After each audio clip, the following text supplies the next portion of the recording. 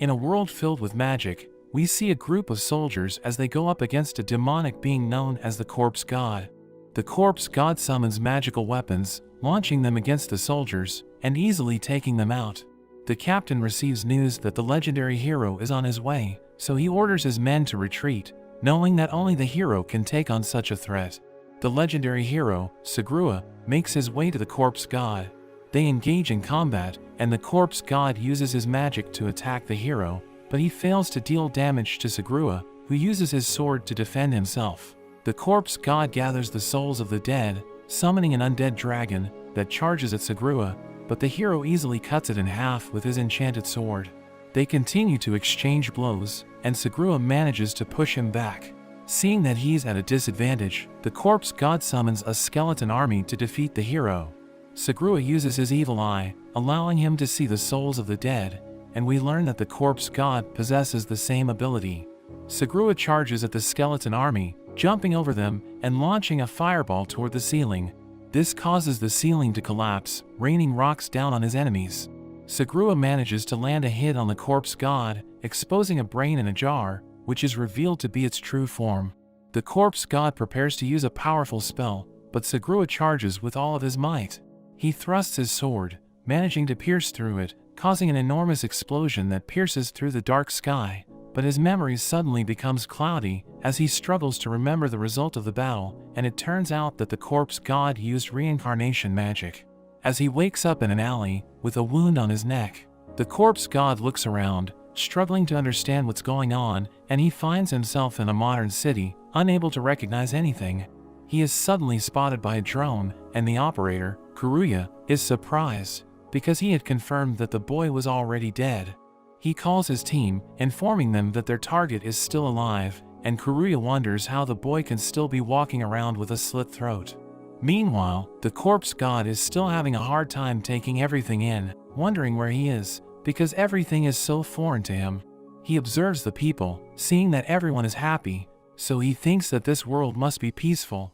He thinks about his own world, unsure about how he can return, but at that moment, he is approached by two policemen who try to talk to him, but he can't understand what they're saying. He slowly starts to understand them as he pulls linguistic information from his body's brain. He tells the officers that he's okay and introduces himself as Polka. The policemen are shocked to see the wound on his neck, telling him he needs medical assistance. But a strange girl suddenly steps on the officer's head, glad to see that Polka is alive, grabbing him by the arm and dashing off with him. They reach an alley, where the girl introduces herself as Misaki. Polka begins to remember who she is, when Misaki suddenly throws him into the air, claiming to be checking if he is really alive. But she suddenly pulls out a crowbar, revealing that she was the one who killed him the first time. Polka starts running away, while Kuruya watches them through his drone, wondering why someone would pay to have a 16-year-old boy killed, but he knows that they won't get paid unless Polka dies. Polka becomes exhausted, commenting on his new body's limitations, since it took all of his strength just to run away, and it seems to have no capacity for magic. He thinks about what he should do, knowing that one fatal wound would lead to his death. Misaki shows up behind him, throwing her knives, which he narrowly dodges. She seems to be enjoying the hunt, charging at Polka, who struggles to block her attacks. He tries to run away, but he falls as Misaki throws a dagger, which hits his leg, but he gets back up, pulling out the dagger and throwing it back at Misaki. Misaki is impressed, as she admits that he intimidates her, fearing that she will fall for him if she's not careful. Polka enters a strange room, wondering what it's for, when Misaki catches up to him, throwing a dagger at his leg, causing him to fall to the ground. She reveals that it was once an execution ground for the Yakuza, and there are rumors that ghosts haunt the room, so people try to avoid it. Polka confirms that the rumors are true, as he uses his evil eye to see the souls of the dead. He realizes that the evil eye is a power of the soul, so he can still use it in Polka's body. Misaki is about to finish him off, but he gathers the powers from the souls in the room, calling forth a monstrous arm, which impales Misaki and instantly kills her. Back in the other world, the Corpse God is seemingly defeated, but Sagrua wonders about his final spell, doubting that the Corpse God was truly defeated, because his soul vanished too quickly. His companion informs him that the soul of the Corpse God is no longer in their world, but the hero still has his doubts. In a flashback, we learn that the corpse god could not live a peaceful life because of the evil eye. He was sold by his parents to the court sorcerers, and he fought countless battles as a necromancer until the empire fell, but all he really wanted was peace. He eventually lives in peace with humans, even finding love, but the soldiers start hunting down necromancers because they enslave the spirits of the dead. They end up killing the people close to him during their hunt, causing him to become enraged as he goes on a quest for vengeance, tormenting people for centuries and killing countless soldiers while he stays in an abandoned coal mine. Despite all the bloodshed, he still desires peace, but even as he waited for centuries, he still couldn't find it. He couldn't die a natural death, so he waited for someone who could defeat him so that he could be reincarnated in a new body and finally find peace. Back in the present, Polka is surprised to see that Misaki is already dead, wanting to ask her some questions, and he is worried that he will be hunted down by the police if they find her body. Kuruya saw everything with his drone, and he starts questioning his sanity when he receives a call from his boss, Clarissa, asking what's taking the mission so long, so he sends her the video file of what just happened. In another flashback, we learn that Misaki's parents truly loved her, allowing her to enjoy her childhood, but her life was ruined when her parents were murdered before her eyes by a man named Jinba. Because of this, she trained to be an assassin, eventually finding the man and making him suffer. Misaki reveals that she is not killing him for revenge, but because she enjoys killing her targets, which just happen to be bad people. She eventually receives the mission to kill Polka, and she accepts it, wanting to know what it's like to kill someone innocent.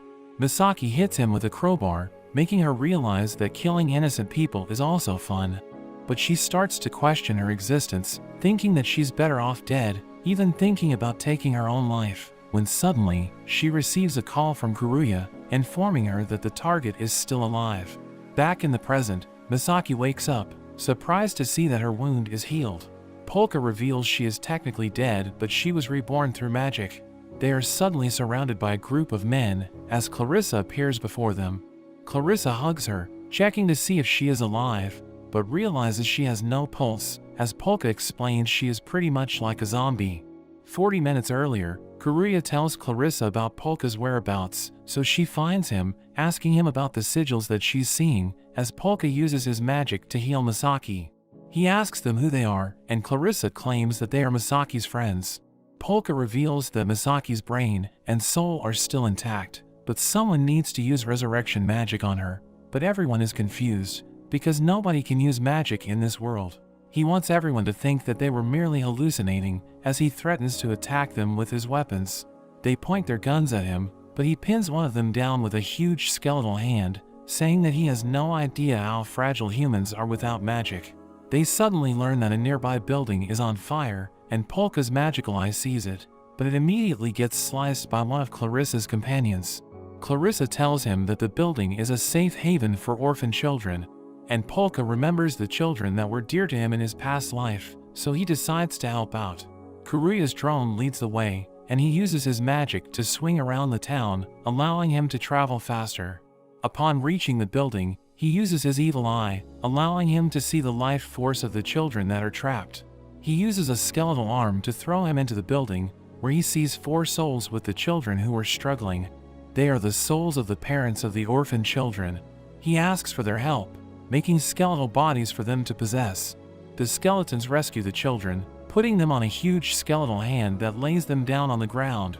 Polka manages to escape, but the event gets posted on social media, and everyone learns about Polka's skeletons. Kuruya thinks about what kind of person Polka is, because he didn't value Misaki's life, but he saved the children from the building, making him think that Polka is different from them. He tells Clarissa that she shouldn't mess with Polka, seeing him as a monster, and Clarissa agrees with him, telling him that Misaki is about to wake up. Back in the present, Polka realizes that children still suffer in this world, so he wonders how he can find peace. Clarissa asks him what peace means to him, telling him that she can achieve peace by having lots of money. She asks Polka about his goal, and he explains that he knows nothing about the place, but he would like to use his necromancy to earn some money, wanting power and a place to belong, saying that it would help him attain peace. Clarissa wants him to join her team. She is sure that he is not the same person that they wanted to kill, and she offers to help him adjust to the world. The videos of Polka's skeletons continue to circulate online, which impresses Misaki. Polka uses his skeletons to help move furniture into their new home, and they hang out together.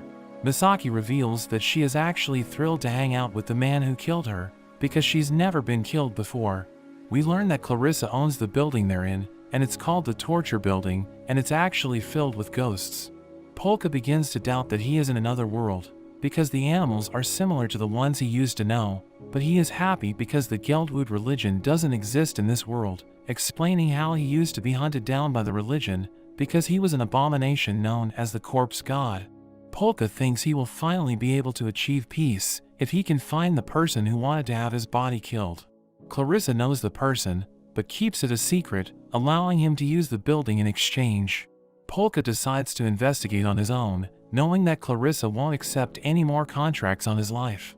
But Karuya reveals that Clarissa is not the only intermediary for assassins, although he acknowledges that not many people could kill Polka, although he mentions a person called Lemmings, but quickly dismisses the idea. Karuya wonders if it was a good idea to bring Misaki back to life, and Polka reveals that the body's owner told him to forgive her, revealing that his soul is now in the drone. Polka has the power to make people's souls inhabit vessels, and he admits that human lives are like toys to him, making Karuya think he is trouble. Polka thinks about earning money, asking them about the jobs in the world. Misaki suggests doing some assassinations, saying he should be good at it, because he was able to kill her. At that moment, they have a visitor who wants to meet Misaki, and he asks for her help, because he is being targeted by hitmen from another gang. Misaki tells him that she is in the middle of another job, but Polka interrupts, accepting the request, and this makes Misaki accept it as well. They receive information that the hitmen are in an abandoned warehouse, revealing that they used to work for Jinba. Misaki dashes toward the warehouse, but she immediately gets ambushed. Misaki fights them off, calling them wimps, but she is suddenly shot from behind by the man who asked for her help. The man reveals that they are there to avenge Jinba, ordering his men to kill her as he turns his back. He sees Polka, who grabs everyone's attention as Misaki grabs hold of a thug's leg. Polka informs them that Misaki is a zombie, so she can't be killed that easily. Misaki gets back on her feet and sends a thug flying, while Karuya calls Polka, asking him if he knew that it was a trap. Polka says that he didn't, but he accepted the request because there were souls of children that were haunting the man. He summons his giant skeletal arms, crushing all the men into a boulder and allowing the children's spirits to rest in peace. After that, Misaki is happy to see that the bullet holes in her body have already healed, and Karuya wonders why Polka listened to the children's souls, despite seeing human lives as toys. But Polka reveals that he still takes good care of human lives, because they can make children smile.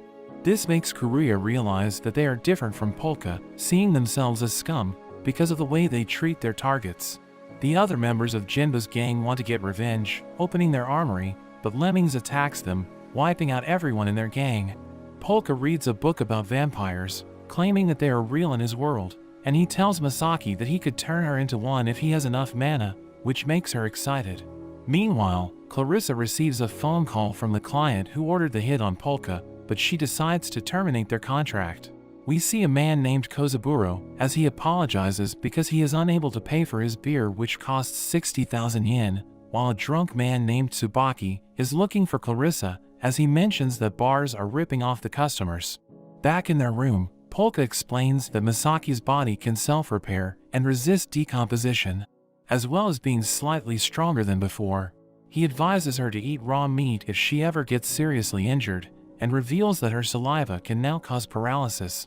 She tries it out on him, biting him, which causes him to fall to the ground. Misaki asks Karuya if he also wants to try, but he refuses, calling her a monster. The word monster reminds Polka about the hero who defeated him, thinking about whether there are any people like him in this world. The police investigate the area where Polka crushed the thugs. Lemmings makes his appearance, shattering the boulder that contained the thugs before disappearing. The police hear the noise, rushing to the scene, and they find the bodies of the thugs. Meanwhile, we see Kozaburo as he finishes beating up the men that were scamming him. He receives a call, and so does Tsubaki at the bar, who immediately leaves after receiving the call. Polka realizes that the world isn't so different from where he came from, so he starts to think that the two worlds could be connected. Kuruya mentions the thugs he killed, but Polka reveals that they are actually still alive, but they might have gone insane while trapped in the boulder. Kozaburo and Tsubaki make their way to the scene and see the bodies of the thugs that look like human knots. They begin their investigation, revealing that they are detectives of a special police force. At the police station, we learn that Tsubaki and Kozaburo have plenty of experience in dealing with paranormal cases. Tsubaki reveals that there are 3 suspects that are still at large: the Grim Reaper, the fire-breathing bug, and lemmings. Tsubaki reveals that they found a footprint of lemmings at the scene of the incident. They are also looking into the case of the skeletons that saved the orphan children, thinking that it is connected to the fire-breathing bug, who probably started the fire. They consider the possibility that the 2 incidents are connected, but despite the strange nature of the incidents, Tsubaki tells them not to panic, reminding them that the criminals they've caught have turned out to be just ordinary humans. Meanwhile, Polka puts the soul of his body's original owner in a stuffed animal so that Kuruya can use his drone again. He apologizes to the original Polka for assuming his identity, promising to make it up to him. Misaki sees the stuffed animal, finding it cute, and hugs it, which makes it turn red. Kuruya wonders what it's trying to say, and Polka says that he could make human vocal cords to help him speak, but he doesn't have enough mana. He reveals that, as a necromancer, he can obtain more mana by exorcising ghosts, explaining that the souls in their building are a great source of mana. But Kuruya says that there aren't many other buildings that are similar. However, Polka says that it's okay, because the gemstones in this world are an even greater source of mana. They go to a jewelry store, where Polka is surprised to see that the gemstones are incredibly expensive, saying that the gemstones in his world are super cheap in comparison. He plans to save money to buy all of the gemstones in the store, but the shopkeeper tells him that it would cost him almost 4 billion yen to buy everything. After they leave the store, Misaki asks him why he didn't just drain the mana from the stones, and Polka reveals that it would cause the stones to crumble, making it unfair to the shopkeeper. They suddenly encounter Kozaburo, who immediately lunges past them, trying to grab the drone. Meanwhile, Tsubaki finally meets Clarissa at the bar, telling her about the human knots and the building fire, wanting to know if her group is involved with the cases. Kozaburo apologizes for startling them, knowing that Kuruya is the one controlling the drone, and he tries to talk to Kuruya, but Polka interrupts him, telling him that Kuruya is his friend. But Kozaburo calls Kuruya scum, telling Polka he should cut his ties with him. Polka remembers his friends that were killed during his past life, so he uses his powers, allowing him to grab the drone from Kozaburo, who becomes curious to learn more about him. Kuruya warns them that Kozaburo is extremely dangerous, having witnessed him destroy a gang by himself. He warns Polka not to use his powers, claiming he won't be able to live a peaceful life if he does. Kozaburo begins to question Polka, which worries Kuruya, because he knows that if Polka reveals his connection to Clarissa, it would trigger an investigation. So Kuruya calls Kozaburo, telling him that Polka and Misaki are just his gaming buddies. He surrounds Kozaburo with drones, warning him that the video of him hassling innocent kids will go viral on the internet. But Kozaburo is unfazed, calling Kuruya cocky, as he reveals Kuruya sold out his old buddies to save his own skin. Misaki suddenly appears behind Kozaburo, knocking him down, and claiming she was just defending herself against a creep. She runs away with Polka, while Kozaburo tries to chase after them, but he can't find them, because they used Polka's skeletal arm to help them escape.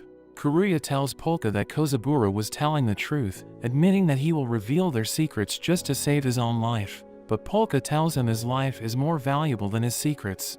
At the police station, Kozaburo asks an officer to investigate Misaki's footprints on his body. She immediately recognizes it, matching it to a footprint they found at the scene of the human knot case, causing Kozaburo to get excited, as he finds the case intriguing. A veteran officer reveals that he once saw lemmings in the past, claiming that he took down a group of men while they were raining bullets on him. The officer doubts that they could take him on, but he knows that the special division is all they have. Meanwhile, Lemmings has been invisible inside the police station the whole time, and he checks out the photo of Misaki's footprint. Tsubaki is now drunk at the bar, talking about the paranormal cases he handled, and even mentions the skeletons in the building fire. Clarissa knows that he is doing this to taunt their group, but they think that they can't let him dig too deep. The bar girls consider warning Polka, but he happens to arrive at that moment. Tsubaki notices them, and he receives a message with the description of the person involved in the human knots case, which seems to match Misaki, so he asks the pair to spend time with him. Meanwhile, Kuruya sees Kozaburo heading to the bar, where the group seems to be enjoying their time together. Kuruya warns them to leave, but he's too late, and Kozaburo has already arrived with his men. He joins the group, as Tsubaki reveals that they just want to ask them some questions, but the room suddenly darkens, and the pair immediately hides from the detectives. Clarissa insists it wasn't one of her tricks, while Polka uses his night vision to see in the dark. But he becomes afraid as he sees Lemmings on the ceiling. As Clarissa lights a candle, Lemmings makes his entrance, seemingly ready to fight. Clarissa knows that he is not there to kill anyone, but Kozaburo thinks about beating him up, since he is a wanted person.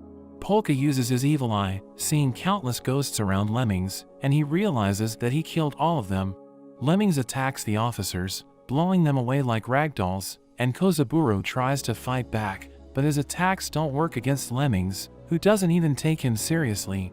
Lemmings dashes toward Misaki, taking her away, as Polka thinks about using his powers to get her back, but he's too worried about the officers seeing his magic. Kozaburo continues to pursue Lemmings, but he is no match for him. Polka realizes that Lemmings is a human who has pushed beyond his limits, much like Sagrua, so he knows that he can't stop him, but he uses his magic to attack Lemmings anyway. Tsubaki sees the sigils, wondering what they are, but Clarissa covers the candle to darken the room. Polka grabs onto Misaki using his skeletal arms, saying that they should escape, while Tsubaki uses the flashlight on his phone, allowing him to see the skeletal arm. Lemmings charges at Polka, who tries to take him down with his magic, but he fails to land a hit on Lemmings, who can also apparently see in the dark. Lemmings manages to break the skeletal arm holding onto Misaki, and Misaki panics as he approaches her. However, he whispers something to her, and they start talking casually. Misaki tries to paralyze him with her bite, but she can't bite through his bandages. She suddenly stabs his leg with the fork that contains her saliva, making him dazed, as Polka uses the souls haunting Lemmings to cast a spell, summoning a giant skeleton to attack him and forcing Lemmings to flee. After that, Lemmings reports to his boss, Takaru, telling him that Jinba was already dead, and that Polka is still alive. Kuruya is surprised to learn that they have survived after encountering Lemmings, who got his name because of his ability to go anywhere like a rat. Polka thanks Misaki for helping him out, and Misaki says that it's okay because he also does the same thing for her. He remembers his master's words about how he should help people if he wants to, knowing he is going to live a long life as a necromancer, so he should just do what he wants, without thinking about how long something is going to last. Polka tells his friends that he wants to learn more about them, saying that he wants to enjoy peace with them.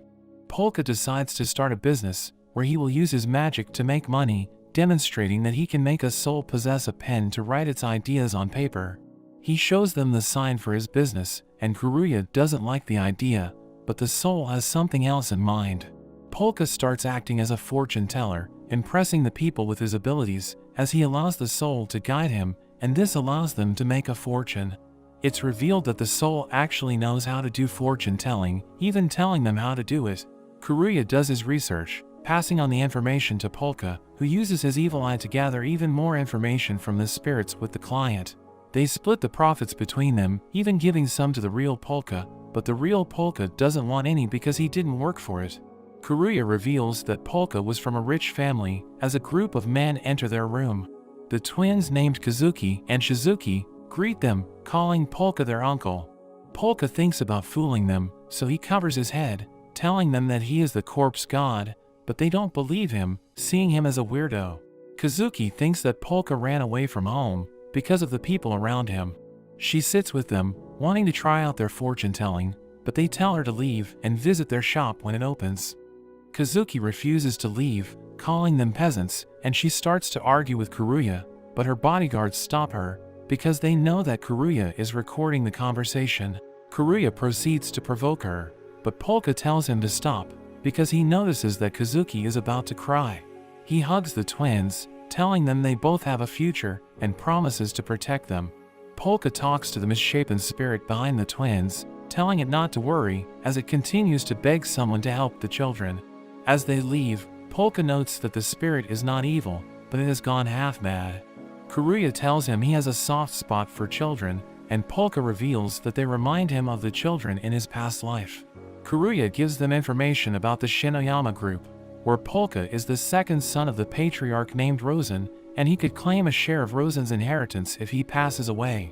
Kuruya speculates that this must be why someone ordered a hit on him, thinking that a relative must want him dead, so going home could be dangerous for him. Polka tells them about his bodyguards during his past life, and he tries to disguise a skeleton as a guard, but it doesn't look close to a human, so they turn to Misaki, thinking she would be a good fit. On their way home, the twins encounter Takaru, who asks them about Polka, and he learns that Polka is returning home, so he looks forward to seeing him. He warns the twins to take care, saying it would be a shame if there was another accident, like the one that happened to their sister, revealing her to be the spirit that is following them. Polka and Misaki visit the Shinoyama house, and Polka is amazed by its size. They are greeted by the twins, as well as Takaru, who asks about his companion, and to his surprise, Misaki politely introduces herself. They move to the dining room, and Misaki makes up a story of how Polka saved her life when she was about to jump off a building, and it turns out she actually comes from a well-off family that once helped Takaru when he was younger. We learn more about the Shinoyama family. Polka is the son of Rosen's second wife, while Kuruya warns him about Takaru, who is actually his nephew. Kuruya mentions he is 26, but also the president of the Shinoyama security group, which has a notorious reputation for being shady. Misaki is suddenly hugged by Takaru's wife Kiri, who finds her story touching, offering to help her if she is ever in trouble, and they welcome her as a friend. Polka is impressed at how well Misaki is playing her part, so he wants to do his best as well, but Shizuki suddenly interrogates him about the shark on his shoulder after seeing it could move. Polka wonders where the rest of his family is, and Kazuki tells him they are all at work, so they are the only ones at the house. But Rosen suddenly enters, reminding them that he is also there, and Kiri says he shouldn't be walking around with his health. Polka apologizes to him for running away from home, but he is just glad that he is back. He says he overheard Misaki's story, and wants to hear more about it, so he tells Polka to follow him. They move to a private room, and Polka tells him about what he has been up to since he left. Polka thinks he is doing a good job fooling his father, but Rosen suddenly asks him who he is. Polka is confused, and Rosen says that although he looks like his son, he is sure he is a different person. Polka says he is being ridiculous, but Rosen suddenly pulls a sword on him, saying that a father can recognize his own son. He asks if the real Polka is still alive, but suddenly, Polka senses that the twins are in danger, mentioning how he promised to protect them, and Rosen lets him go. As Polka runs off, there is a mysterious girl in the room that tells Rosen he should have killed the imposter while he had the chance, but he says he just couldn't do it. There is suddenly an explosion in the distance, and there is a flashback to the twins, and Kazuki tells her sister that she lost her purse in the forest. Their sister Suzuka goes out and finds the purse, but she ends up coming across her cousins, plotting the murder of the twins. Suzuka rushes to warn them, but ends up being burnt to death, and ending up as the spirit that follows them around, begging for someone to save them. Back in the present, the twins hear the explosion, and they are told there is a fire, and the man tells them to evacuate. As the twins follow the man away, Suzuka begs them not to go. Meanwhile, we see Tsubaki and Kozaburo as they pay a visit to a man named Tenya, a troublemaker also known as the Phantom Solitaire, to see if he has any information about the fire incident. Tenya is surprised seeing the skeletons, and Tsubaki mentions they have connected the case to the fire-breathing bug, mentioning the signature he leaves behind. Tsubaki theorizes that the fire-breathing bug must infiltrate their targets in disguise, taking their time to prepare and strike when no one's looking, like a bug chewing through a house. The kids are led to an escape tunnel, but Kazuki realizes something is wrong. The man reveals his true intentions, while Suzuka tries to stop him, but can't actually do anything. As the man approaches the twins, Misaki suddenly appears, kicking the man away, and telling Suzuka she is there to save the kids, even though she can't see her. The man gets back up, removing his disguise, mentioning how he was looking forward to feasting on the kids. Misaki tells the twins to run, so they quickly get away. The man introduces himself as Zaku, the killer of killers, and he seems to be aware of Misaki's identity. He suddenly lights the whole room on fire, but Misaki charges straight at him, causing him to wonder if she is even human. Misaki finds it strange he isn't going after the kids, but the man reveals there is nowhere for them to run. The twins wonder if they are being punished for what happened to Suzuka, and they swear to apologize to her if they see her again. The ceiling collapses above them, but Polka manages to arrive just in time, using his skeletal arms to catch the debris. He assures them they have a bright future, and that Suzuka is not mad at them. They manage to make it outside, and Takara thinks about cleaning up the mess. We see the cousin who was behind the attack, thinking that the fire-breathing bug must have taken out the twins, but he is suddenly boxed in as a motorcycle approaches, and the man is taken care of. Back at the mansion, Zaku is surprised the twins managed to survive. He decides to retreat, but Polka catches him. He is disguised as a maid, but Polka can see his soul and notes that he is being haunted by the servants who he stole faces from. Misaki suddenly appears, kicking him into a wall, and she is glad to be a zombie, which helped her survive the fire. Zaku tells them not to get cocky, using his gloves and starting another fire. He claims that as a bug, he will persist no matter what. Polka wonders if he has enough mana to break through, but he suddenly senses another presence, and Lemming suddenly appears, taking out the man. But he signals them to keep quiet, and he vanishes once again, leaving them feeling confused. Zaku ends up getting taken in by the police, and he thinks about how to make his escape.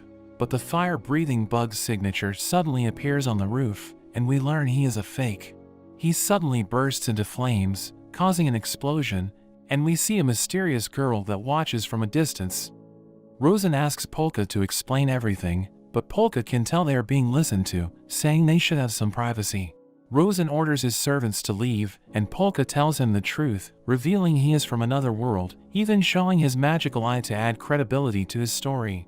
Rosen points his sword at Misaki, since she was the one who killed his son, but the real Polka interferes, trying to tell his father to stop. Rosen realizes that his son is in the shark toy, and he starts laughing, seeing how much his son enjoys being in the toy, so he puts his sword away. Rosen suggests moving the corpse god's soul into an artificial body, but the real Polka wants to be the one to have the robot body, saying he wants the perks that come with it. Rosen thinks that since Polka is still a target, it's actually safer having the corpse god in his body, and since they helped save his grandkids, he lets them off the hook. Later, Misaki grabs onto the real Polka, offering her apology to him, and he seems to accept it. At that moment, the twins rush over, thanking Polka and Misaki for saving them. Misaki is touched to hear this, but Polka tells them not to thank him, and that they should thank their guardian spirit instead. As they walk away, Misaki wonders if he will make a contract with Suzuka, who is now at peace, but Polka tells her that it's not yet time. Meanwhile, at the detention facility, Kozaburo and Tsubaki learn that the real fire-breathing bug killed her imitator, but Tenya thinks that it's nothing, as he is more interested in the skeleton case. He wants the detectives to show him a video of the skeleton, but Tsubaki tells him he needs to trade information for it, but Tenya says he will just have to see it for himself as the lights go out. Kozaburo turns on a flashlight, but they are surprised to see Tenya has disappeared. The detectives hold an emergency meeting, informing everyone about the Phantom Solitaire's escape. We learn that Tenya is responsible for a number of crimes, but he became notorious after he kidnapped the Prime Minister, dropping a black cloth onto him and making him disappear without a trace. When the Prime Minister was released, he had no memory of the kidnapping, saying he just found himself in a manga cafe. Tenya ended up turning himself in, saying he was bothered by the audience's indifference because he wanted the attention of the real magicians. Tenya wanted one of them to reach out to him so he can have proof that real magic exists, but he didn't hear anything from them. The police are baffled by his statement, thinking he's gone nuts, and they beat him up before taking him into custody. To this day, Tsubaki still doesn't know if Tenya was telling the truth, noting that his superhuman technique wasn't even the worst thing about him. Meanwhile, Polka buys a radio, wanting to use it to gather information. He turns it on, and they are surprised to hear news about Zaku's death, and they also hear news about Tenya's escape. The police are also surprised to hear news about the Phantom Solitaire's escape, because Tsubaki had imposed media restrictions. Kuruya recognizes the Phantom Solitaire, saying he is an urban legend like Lemmings, but unlike Lemmings, he has received exposure in the media.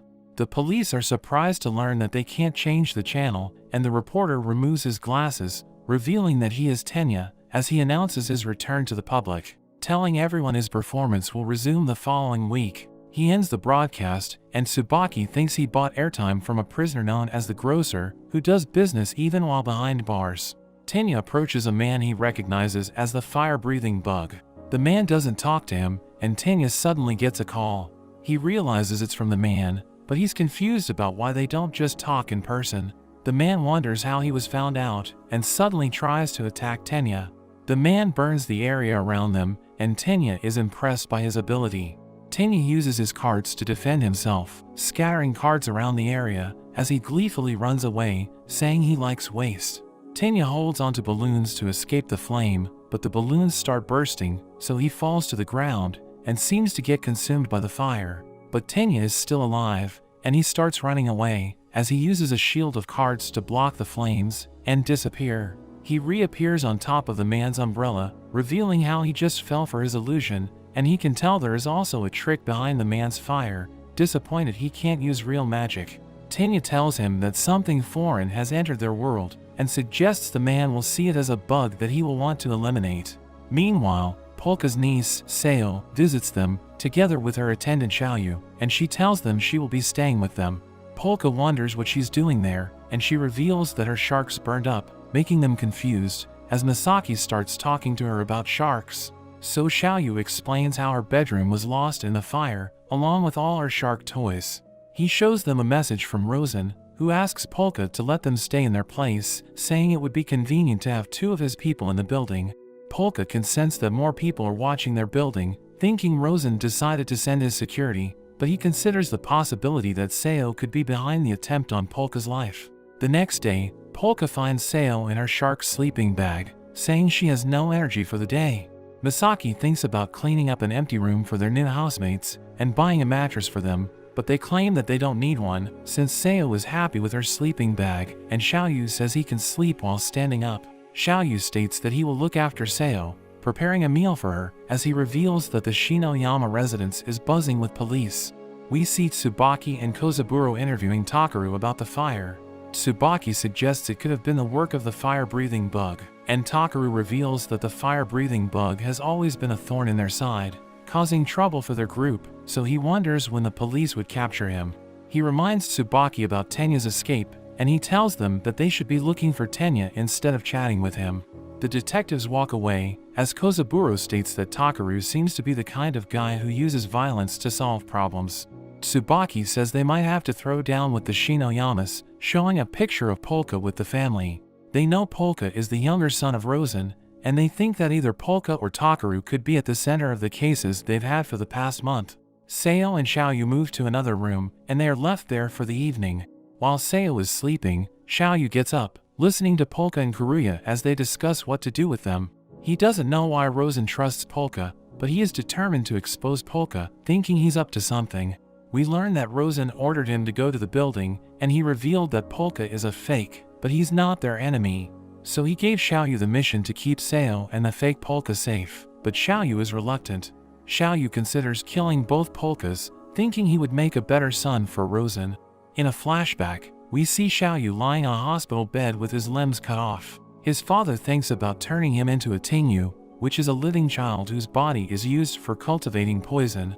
Xiaoyu begins to lose his mind after hearing this, but Rosen arrives, telling his father not to be so barbaric. His father explains that the people in their clan are just tools, so Rosen offers to buy Xiaoyu with his group's latest tech. Rosen thinks about giving him some prosthetics, and he smiles as he takes him in. Back in the present, Xiaoyu continues to eavesdrop, while Clarissa reveals that the Shinoyamas also have connections in the criminal society. She thinks they were just hired to kill Polka, because the family's assassins can't get involved in the situation. Clarissa knows that Xiaoyu's family, the Leis, serve as the Shinoyama's assassins, and they are known for using special methods to get the job done. Xiaoyu hears Polka talking about a dragon from his world, who takes the form of a beautiful woman to seduce royalty, but she fell in love with a general, so they eloped when the empire fell. They start talking about more dragons, and Xiaoyu becomes confused, thinking they're just talking about works of fiction. In a meeting, Tsubaki tells the police about Polka, saying he is with the girl who left footprints in the human knots case. Kozaburo mentions his connections to Clarissa and Kuruya, and Tsubaki tells everyone about Polka's fortune-telling business. Later, as Polka prepares for his fortune-telling session, the detectives suddenly arrive, and Tsubaki asks him to read his fortune. Tsubaki claims he will use the fortune to prevent future murders, but Polka says he can't see the future, and that he only traces paths. As Polka begins the reading, Polka tells Tsubaki about his background, and Tsubaki suspects that somebody is feeding him the information, thinking he has an earpiece under his hood. But we learn that his magical eye is just looking at Kuruya's monitor as he searches for information.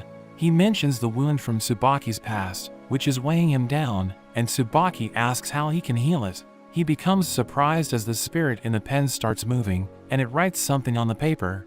Tsubaki is triggered seeing it, and he grabs onto Polka, asking him what he knows.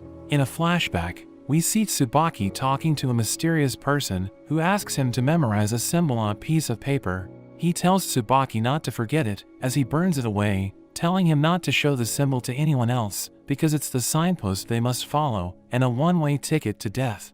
Back in the present, he asks Polka why he drew the symbol, but Polka tells him he is just showing him the path. He lets Polka go, and he pays him more than what is expected, bidding Polka farewell as he starts walking away. Xiaoyu wonders what was written on the piece of paper, so he thinks about looking into the fake Polka's secrets. He asks for permission to leave, saying he will buy dinner, and Seo lets him leave. Meanwhile, Tsubaki is eating with Kozaburo, and Kozaburo asks him why he got worked up during the reading, wanting to know what was written on the piece of paper, but Tsubaki says that he will tell him in the future. Xiaoyu sees them as they leave the restaurant, and he thinks about following them a bit longer. We see a burning building as a man opens up a safe, taking a scroll out of it, but as he turns around, he sees the fire-breathing bug walking towards him singing a lullaby. The man is taken out, and the fire-breathing bug leaves as everything burns, and his signature appears on the wall. But Tenya suddenly appears, taking the scroll from the man's body. It's the same symbol from the reading, and Tenya gets an idea for the theme of his comeback performance. Back in their building, Kuruya wonders why Tsubaki became upset, and Polka reveals that it was because of the spirit in the pen, saying he has no idea what was written on the paper. Tsubaki goes to Clarissa, asking her about their mutual friend, but she has no idea what he's talking about. Tsubaki says he was an inspector named Hozaragi, which is revealed to be the spirit in the pen.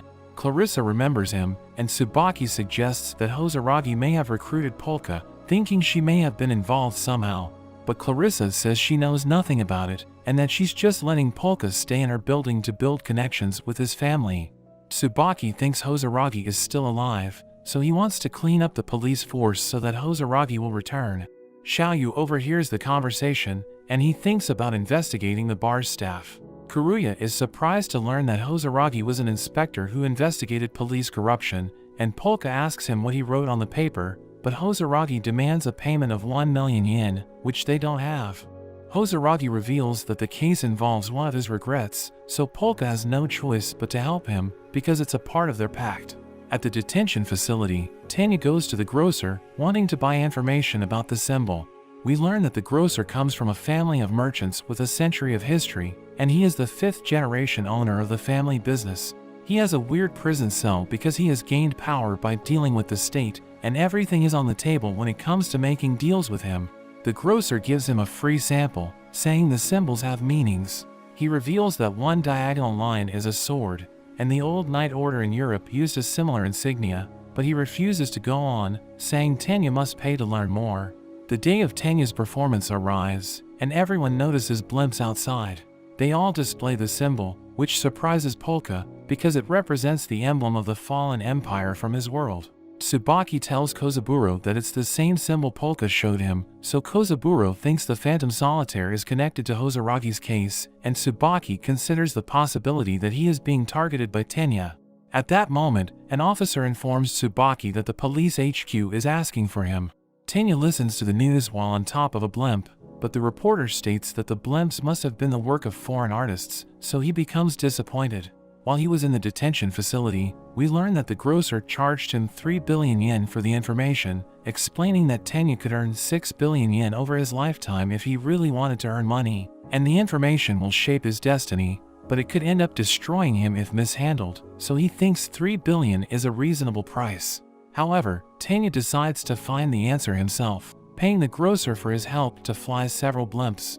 He reads a manga on top of a blimp, but he suddenly gets shot by a sniper, who is surprised that she actually hit him. However, her spotter says she missed, as it's revealed that the body was just a dummy. Tenya goes on air, reporting the incident to everyone, and he accuses the police of making an attempt on his life. He tells everyone that someone wanted to kill him because of the symbol, so he thinks there is a conspiracy or secret society involved. Tenya offers to give a 300 million yen reward to any person who will tell him about the symbol, saying he will give his contact details soon, as he ends the broadcast. Polka notes that the situation is now a mess, as they wonder what they should do next, but Sayo asks them what is happening, because she heard something about empires and reincarnation. So Polka explains his story to her, saying he will return the body to the original Polka soon. Karuya thinks Sayo wouldn't believe that story, but she says she believes him, because she noticed he is nothing like the Polka she knows. She goes to the bathroom with the real Polka, and they talk about whether they could trust her with the information. Polka reveals he can alter someone's memories by making a spirit remove a part of their soul, but this could affect the target's brain. He says it wasn't hard to do in his old world, but he doesn't know if the humans in this world are different, so he is afraid he could end up destroying Sayo's mind. As they talk, they suddenly notice that Misaki is no longer with them. Misaki joins Sayo as she takes a shower, telling her she killed the real Polka, but Sayo knows Polka has already forgiven her, since she knows he has a gentle nature. And they end up becoming friends, as Misaki tells them that Sayo can't be the one who ordered the hit on Polka. Karuya realizes that Sayo took the real Polka with her to the bathroom, and he tells her the truth about the shark toy, making her upset. Karuya thinks it's because she showered in front of him, but Sayo says it's because he got to become a shark, wanting to exchange bodies with him. They discuss their next move, as Polka thinks about meeting with the Phantom Solitaire, because Polka sees the symbol as a precious memory, so he doesn't want anyone to defile it. They wonder if the Phantom Solitaire is from Polka's world, but Polka doubts it, saying he spent years creating the reincarnation magic he used, so he doesn't think anyone from his world could do the same.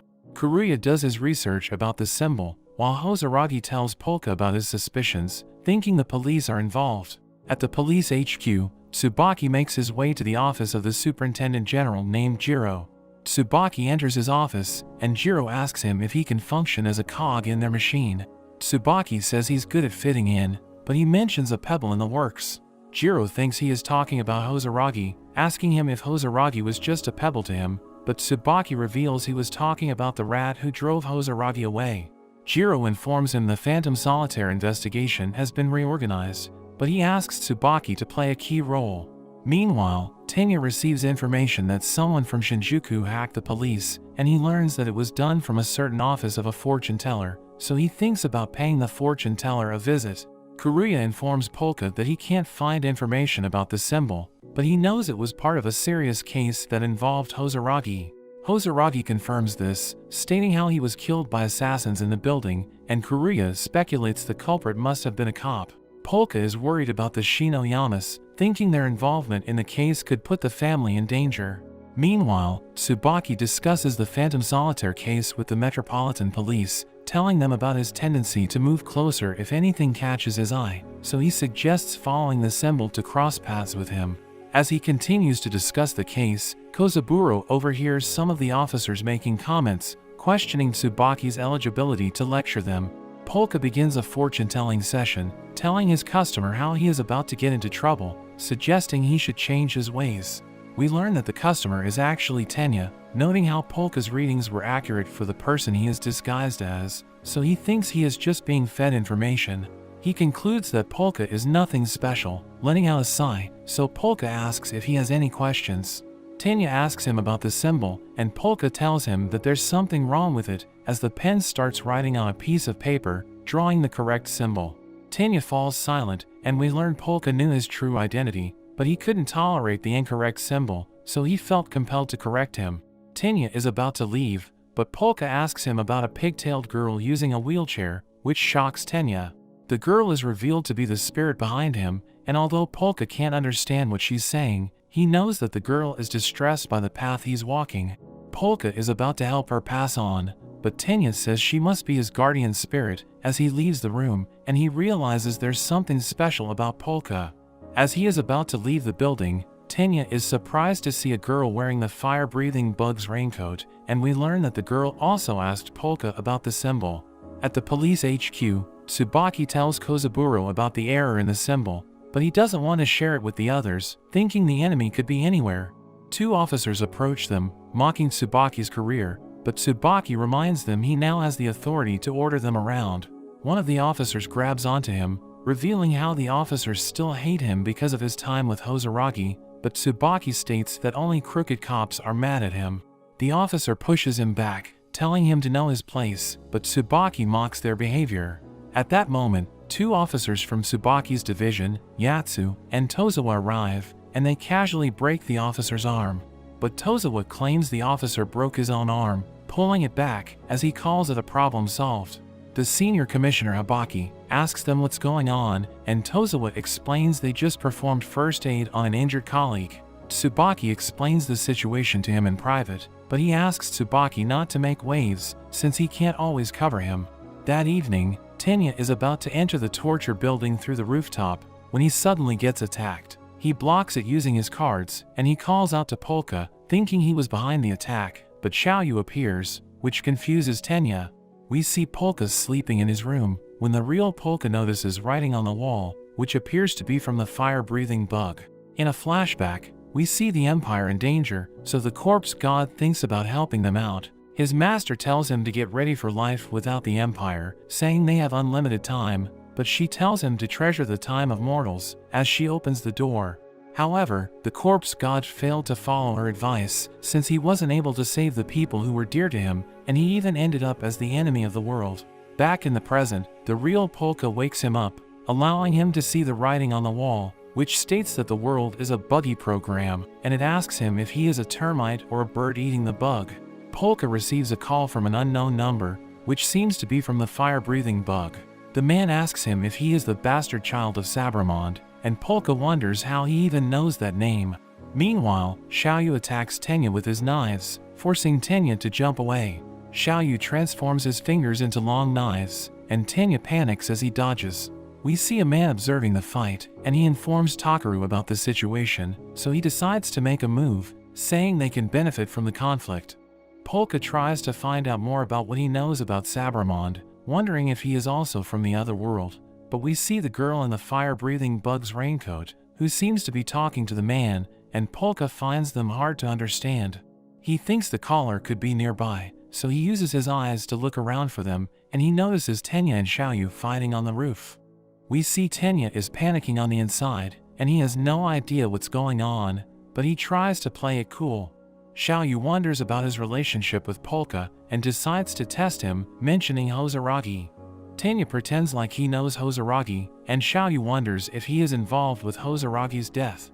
Tenya tries to explain himself, but Xiaoyu sees him as an enemy, so he charges at him. However, Lemmings suddenly lands between them, and they both know he is dangerous.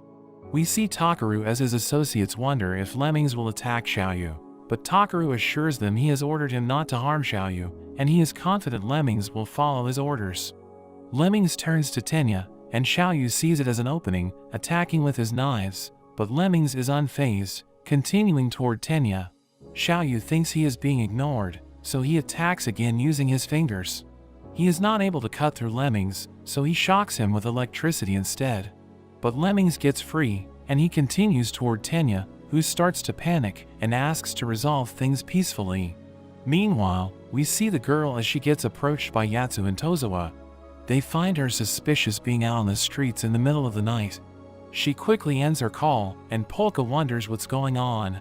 Thinking about how he doesn't want his memory to be defiled, he prepares to take action. He can sense someone flustered below him, and since the call ended at the same time, he deduces the caller is nearby. Not wanting to give up this clue, he activates his power. Everyone gets a strange feeling as he covers the building and creates a field known as his temple. We see the girl explaining to the two officers that she was just out looking for her dog that ran away, and she is soon joined by her father. Polka watches them with his eyes, and he knows they are lying, because he can't sense any dogs in the area, and he recognizes the souls of Tenya and the girl as the two people who asked him about the symbol. So he decides to expand his field to keep track of them. Everyone around feels a sudden unsettling feeling, but they can't tell what's going on. Polka heads to the roof to help Xiaoyu, but the real Polka worries he will be seen, so he prepares to use his invisible hands. Lemmings is attacked by the invisible hands, but he shrugs it off and continues toward Tenya. Tenya is also affected, and he wonders what is going on. Polka notes that his control has improved within his field, so he decides to take things to the next level. Tenya decides to retreat, throwing a smoke bomb and using a balloon to escape, but he suddenly becomes shocked, and Takaru also receives a shocking report. By sympathizing with the spirits, Polka is able to share senses with their hands, and he is able to give them a tangible form. We see a swarm of hands as they try to capture Lemmings, but Polka realizes he still doesn't have the power to restrain him, so he decides to go after Tenya instead. Tenya is overjoyed seeing them, wondering about the secret behind them, but he manages to get away with another balloon. Polka is disappointed he got away, but he reveals he managed to catch the girl. We see footage of Polka's hands being spread across the internet, and it's connected to the skeleton event. There are people that recognize his power, looking to control it for themselves, and we learn the ones behind Hosaragi's death have started to make a move. And it seems like this is only the start of something much bigger. But that's where this series ends for now. I hope you enjoyed the video. Remember to like and subscribe to the channel. Thanks for watching, and I'll see you next time.